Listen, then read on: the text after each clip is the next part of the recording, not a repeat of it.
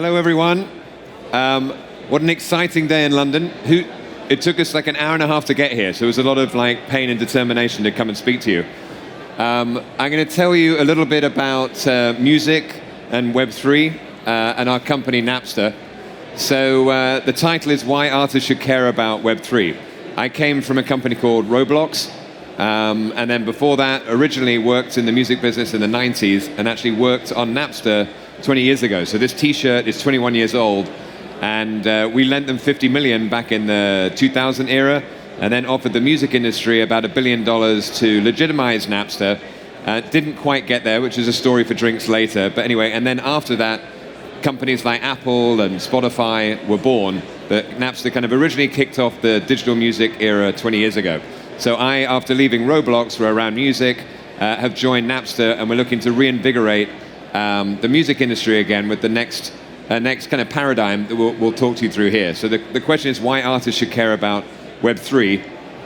So to give you a little quick snapshot, we've only got a few minutes of the music industry over the last 40 years. Here we go. So in the years coming up to 2000 was the era of physical media. If everyone remembers CDs and then the DVD side. And then up to the era of 2000 when Napster came around, that unlocked the digital era. So for the last 20 years, we've been in a digital era, and the only real innovation that's happened is business model, where companies have gone either free offerings or paid or freemium, and then length, so short to long. So that's really been the innovation in the last 40 years. So what we're excited about now with the Web3 era is that we can finally change the business, which is what we wanted to do 20 years ago with Napster. Napster was really a Web3 brand before Web3 was even dreamed up. We were all about decentralization, and we were about empowering the fan, empowering the artist. So we feel there's a palpable moment again to genuinely innovate the creator economy, starting with music. And we think the blockchain actually has a very applicable use for that purpose. So in terms of the why now, you also have music artists. You maybe have been reading in the press about music artists not getting paid a lot on streaming services. It's hard for them to earn a living unless they're the top level of artist. And then historically, artists would also make money from touring. So they would kind of use streaming as a way to get marketing and reach fans, and then they'd go out on tour and sell tickets and t-shirts. But unfortunately now with inflation and the war and Brexit, all kinds of things, even touring is not as possible to make money. So a lot of artists are very motivated right now. 20 years ago, we had artists that were fighting maybe the change and the evolution of the business, but now all the artists are supportive, the labels are supportive, the Web3 industry has been very welcoming to Napster as we've come in to the market about a month ago with our new investors. So we think the timing is right, the technology is there, and all the constituent stakeholders are kind of ready to support this new innovation. So, however, I think in the last couple of years, the Web3 music industry is in its infancy. So the investment, which we'll see in a second, in the space has been very small. So a bunch of the companies that have launched so far have been really bringing a lot of innovation, but have only raised maybe 2 million, 3 million, 5 million, not a lot of money. So as you can see, lots of different companies, lots of really exciting innovation and projects, but still the coin market cap is under a couple of hundred million. I think it's even lower after the exciting things in the last couple of days. So still very, very early. So the exciting thing we think about Napster is that we're a big player. We've been around for 20 years, so hopefully we can help bring together a lot of these companies and spearhead the new innovation. So this was what I was talking about in terms of the investment in the space. As you can see, I came from a gaming company, and a lot of the innovation and the investment has been around gaming. So 4 billion last year, it should be about 10 billion this year, and little old music has only had 200 or 300 million. And then this year, maybe even 100 million. So very underinvested space, and I think the smart investors have definitely gravitated towards music and more are seeing the opportunity. But we feel if you think about building a new industry, you need brands for consumers to bring the fans. So in gaming, you can spend 2 to 3 years to build a new game or a gaming platform, and then you have another 2 or 3 years to build the fan base. The great thing about music is we have millions of artists who all have thousands to hundreds of thousands to millions of fans. So we think music, although complicated, not everyone understands rights, is sort of been the overlooked sector from an investment perspective, and we think can deliver hopefully the first real consumer success story in Web3. So the exciting journey, I think everyone here, we do interactive thing, who considers themselves a music fan? Making sure you're still awake. So the exciting journey that we had, some of us in the audience I see here have been working in the music business for a while. I did fan clubs 20 years ago, 18 years ago. So a lot of the things that we're talking about in Web3 have been experimented with before, but we never quite got to the end of the journey. So the fan experience that we all know is being in the audience, seeing the band on stage. It's amazing. We shout, we scream, it's fantastic. The member phase, a few of us have had. If we work in the business, you can be backstage, you can do meet and greets, you can hang out. The exciting evolution of that is now sort of digital membership and fan clubs. That we did a lot of that at Roblox. We did virtual meet and greets with artists. Glass animals were hanging around as their avatar, and our little fans on Roblox could go and hang out with the band, and they would come up to like Glass Animals and go, "Are you really Glass Animals?" And Glass Animals, "Yeah, we're really Glass Animals." And they would take little screenshots and share it on social media. So for those fans who are spending hours a day in these virtual worlds, it was as good. And they probably would never do it in real life anyway as meeting the band in real life, because that was very real for them. So the digitization of membership, where you're not physically backstage, but you're sort of virtually backstage and connecting with artists, is real and happening now. And then the co-creator is something I'm very passionate about. I did a remix app 12 years ago where you could have stems of songs and do versions of Kanye and Lady Gaga and feel like you're a creator of music. We sold it to Sony. So I think the era of being a creator with your beats or your stems or songs and being a partner singing along with your favorite band, I think now can elevate from being in the audience to actually kind of being on stage with your favorite artist proverbially. And I think, again, Web3 is a perfect ecosystem to drive all of this innovation. So if you think about, I've been in the Web3, I was a metaverse guy for like 3 or 4 years. So being in the Web3 world, there's not a lot of blending between the metaverse party and the Web3 party. But I would offer a metaphor where if you think about Roblox, not as a UGC gaming platform for kids, but think about it as a gaming-focused L1, right? So we had 1 million developers building on Roblox, building great experiences. They were distributed all around the world. And then if you think of our currency, which was Robux, as not just a virtual currency, but as a chain-based, token-based currency, everyone in the community was using Robux to pay each other. They were earning money, they were spending it for advertising, we were creating new jobs in the ecosystem, and they didn't cash out. So they were international people, some of them were younger, they couldn't get bank accounts. So I think if you have that metaphor, and then it was so consumerized, if anyone's bought Robux gift cards for their nieces, nephews, or kids, that you could get it in your local Boots equivalent or Walgreens. So I think if you think of where Web3 is going, we think we have an opportunity in the music space. We'll be having a token launch next year where we hope we can fuel a similar type of economy within the creator space, starting with music, where people can start to have genuine utility for the token, and it can encourage all this innovation across the space, which we think is very organic to the creator economy. Actually, one more point on this one. So I think the other change that's happening is everyone's heard too much about NFTs and NFTs and NFTs. I think the problem up at the moment is it's been smaller number of investors paying too much money. I mean, I don't have that much money to spend on NBA Top Shots and $3,000. That's not me. But a bunch of people have been using it to prospect. What we really want to get to is the fans. So we had, again, at Roblox, millions of people buying items for $2, $3, $5. They're the real fans. And I think that's kind of where we need to get to, away from the investor era to this more fan era, where people are actually getting utility, they're earning things, they're earning rewards. So there was a campaign the last couple of weeks from a company called Vatem around the World Cup, and it was on 250 million crisp packets, and you could scan a QR code, you then downloaded a wallet, and you got a chance to win tickets to the World Cup. So it's this type of consumerization that I think is going to start happening in 2023 from brands, advertisers, media companies, that's going to start to drive kind of the quote-unquote consumer on-ramp. So, again, for those of you not old enough to know, so this is a guy called Sean Fanning who started Napster, worked with them back in the day. There are very few. I've worn this T-shirt in the last month from Singapore. I spoke at Token out there to New York, to Miami, music festivals, and the amount of people who still come up, from taxi drivers driving along the streets going, "Fuck yeah, Napster, man!" Like they still remember the brand. It's still a very iconic brand. So we reached 80 million people back in the day who are now between, let's say, 30 and 48 years old. And then the younger generation, we feel, don't really have a brand that they can identify with. So if Napster, was that original blow shit up, crazy, counter-revolutionary, decentralized brand back in the day, so we're seeing a pickup. We're going to come out, I was going to say confidentially with a room of 1,000 people anyway, but look for things like the Napster Cat drop coming soon. So we're going to play around with the nostalgia of the old Napster, working with artists and brands. So anyway, we're excited about the brand. This is why we think Napster might be someone to bring the market to the consumers.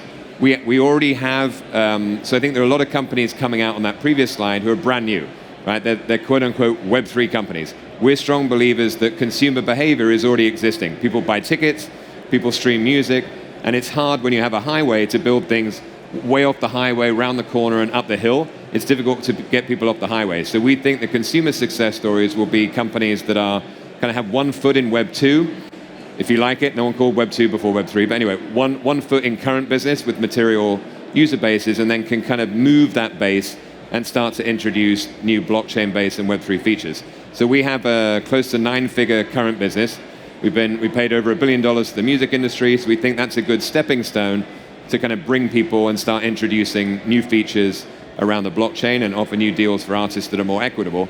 And then rights, if anyone here has had to license any kind of rights, I feel for you. We all have PTSD. It's not an easy thing. So having rights to 170 million tracks is hard, if not impossible, to recreate. So we think this combination is kind of why why I joined Napster, and the investors are excited about the opportunity ahead. Oh, here is my sneak peek. So anyway, this is what I was talking about. I think there's some nice things that we can do around the brand even before we roll out the features next year. So Metallica was a band back in the day with Lars, the drummer, who was originally grumpy with Napster. So imagine now there's a Lars Ulrich little cute drumming kitty cat. These are again work in progress, not final designs. Imagine a brand can tie in, with the music and an image, and then if you're an OG subscriber, I recommend subscribing to Napster now because you might get some cool OG Napster cats if you sign up or you're a member.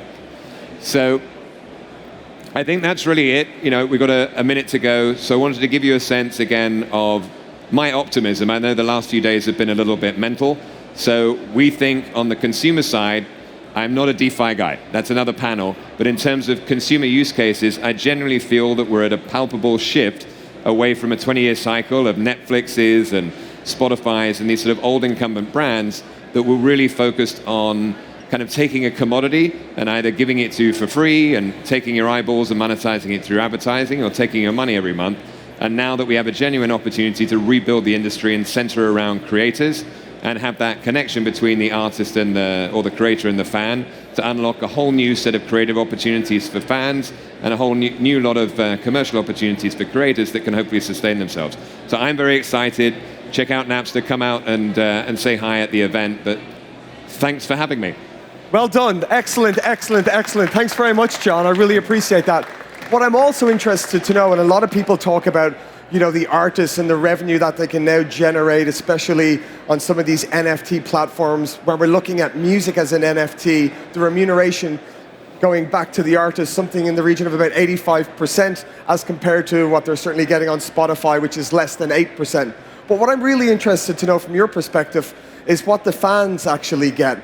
In this world whereby we have access to 1 million songs at the fingertips of our phone and we can stream, it's a long way from when we used to have an album and we had sleeve notes and we had something tangible and a feel. So do you think in the future the actual fan will get something else rather than just a streaming service, and the utility of that NFT or that music NFT will be something greater than what it is now? I'd love to know what you think is it from the fans' perspective. Start the clock for another 15 minutes. So, yes, I mean, a lot of that will be coming next year and we can start to reveal. But if you think about it, again, if you architect your business not around a format, right? So TikTok on that slider scale, so TikTok is short form video, free. Netflix, long video, paid. And then if you think about the audio space, you've got audiobooks, Audible, long, paid. So if you don't architect your business around a format, but you architect it around the artist and what they want to create. So imagine soon that as an artist you can offer collectibles, you can offer streams, you can offer token-gated video experiences, token-gated metaverse experiences, whatever you want to offer, short videos, shout-out videos, etc. So anything will help them create. So that's at the center of the experience, including streaming. Around that, you have community. So the other key thing that we had at Napster 20 years ago was community. If anyone remembers, you could chat to people, and you could meet people, and you could meet artists, and there was community. All of the streaming services are like solo experiences, right? I call them antisocial by design. So expect to see community, both virtual, running around different meta spaces, chatting to people. And then I think the rewards ecosystem on top of it, which will be things, if I'm a fan, instead of having like a Rap Caviar equivalent playlist at the center, we want to push all that curation to the edges of the network. So if you're a fan, you could earn tokens and rewards for being a great playlister, for being a top fan. You could then redeem that for joining a artist club. You could get a collectible. I love Sad Night Dynamite right now. It's a great band. So I could get collectibles from them, the equivalent of like liners and networks. I could do a virtual meet and greet. So kind of however I want to have a deeper connection with the artist, you'll be able to do that, but in one platform with the community. It's an exciting time to be a fan as we move into the Web3 space, I believe, because you'll be remunerated for that. Yeah, you'll be remunerated, and it's actually more fun. I mean, going on a streaming service, it goes in your ears and you kind of tune out and do whatever you do. So this will be much more of a lean forward, like being at a concert where you're hanging with your friends, and you're connecting with the artists. It's much more tangible. So we think people have been dramatically missing from the equation. So I think bringing people back and then having this sort of ecosystem around microtransactions. I worked at AT&T, and I think that back-end innovation was mobile carriers that offered microtransactions, again, a long time ago. I think blockchain can offer that innovation again, where it's not just everything for $9.99 or $10.99. You can actually cherry pick things that you might like at experiences or products.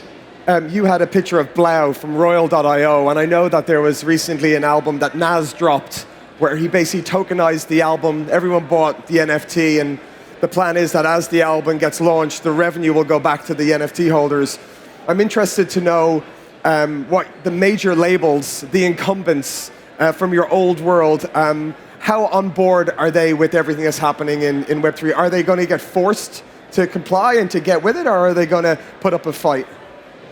So I think, going back to the earlier point, everyone in the ecosystem at the moment is having positive wins. So 20 years ago was the biggest year of the music industry. So my boss was a guy from AOL Europe, German guy, and he was coming as the tech guy. It's like, you're all going to die, I will save you, get on my train. And the music business was like, no, thank you, we're good, right? So at the time, they were like digging in their heels. I think now there's a lot more kind of humility and openness and kind of creativity happening in the music industry, where they jumped into gaming and they jumped into fitness, and they're kind of looking for new areas to grow the business as core streaming is starting to hit its peak and trail off. So I think also the new artist deals that are happening, a lot of the time the rights that would have been given to a label are now being held back by the artist. So a lot of the deals we did at Roblox were direct with the artist and not kind of partner with the label, so the artist has more power, big and small. That's really interesting what's happening. And by the way, thank you for mentioning Vatum. I'm actually an investor in Vatum. I have been for many years. I know Eric and all that team over there. They're really executing on that consumer level. With regards to the artists that you mentioned, how on-site are artists in this Web3 world? Because really it comes down from the artist, the ability for the artist to be on-site and to give access and to be engaged. What are you kind of seeing from the artist's perspective? Are they interested in it, or are they kind of stepping back, or does it depend on a particular artist? I think there was a Media study, which is a music research group, recently, and like being famous for an artist was like number 9 on the list of things they're interested in. So artists, I was with this time last year speaking at Web Summit with Zara Larsson, a Swedish pop star, and I think I'm hanging out with her a lot, and I think the main thing they want to do is connect with their fans and engage with their fans. Obviously, they would also not like to have to tour 200 days a year or 3 years in a row. It's very grueling on the body and very grueling, mentally and on relationships. So the great thing that we had with Zara, she had a quote with the BBC, last year when we were doing interviews, and she was saying, well now, and she was selling all her virtual items and backpacks and bags and lipsticks and all kinds of things. She's going, it's great, I can connect with my fans, and I'm actually making more on Roblox in 6 months than I'm doing in the equivalent time streaming. Wow. So it was even starting to balance out. And we were talking about a world where she would be performing here, and there would be she would be mocapped and like connected with sensors. So she's performing live to millions of people virtually, and then performing to maybe 1,000 people with the more intimate show here. Yeah. And then collectively, you could pay to have your little face appear. So she's kind of reaching more. So the general interest of the artist is how can I connect with my fans in a deeper and more engaged way and hang out with them. And when she was running around her own world on Roblox, she was like a kid in the candy shop, right? Because it was so fun. And she's like, can I have a Swedish lake house? Yeah, you can have that. Can I have like ducks flying around? You can have all that. So we did 21 pilots a show with them. And the guys are some of the most creative people I've ever met. If you ever get a chance to see a live show, it's insane. But it was almost, I used to be a TV producer, so it was almost like working on a TV show for HBO. So I think artists have been limited to a 3 or 4 minute song, but their brains are working in 3D, and when they can build virtual worlds and connect and offer things 24/7, I think it's going to be very exciting to see what they do. Excellent. Thank you so much, John. Big round of applause for John. Music is the answer. Thank you, John.